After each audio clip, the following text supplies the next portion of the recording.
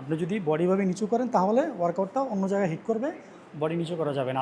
তো বন্ধুরা, এখন দেখবো আমরা বুলগেরিয়ান স্কোয়াট যে ওয়ার্কআউটটা সেটা কীভাবে করে আমি একটু দেখিয়ে দিচ্ছি।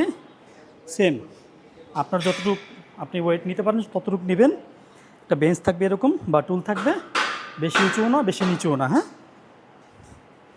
পা একটা এরকম থাকবে আর বডি থাকবে স্ট্রেট, বডি এরকম ভাঙবে না, নিচে হবে না আর কি, স্ট্রেট থাকবে। তারপর এই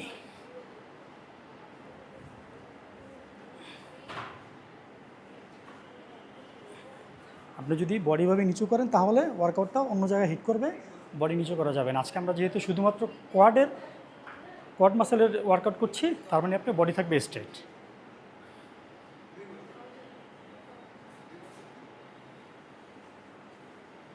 ধন্যবাদ বন্ধুরা।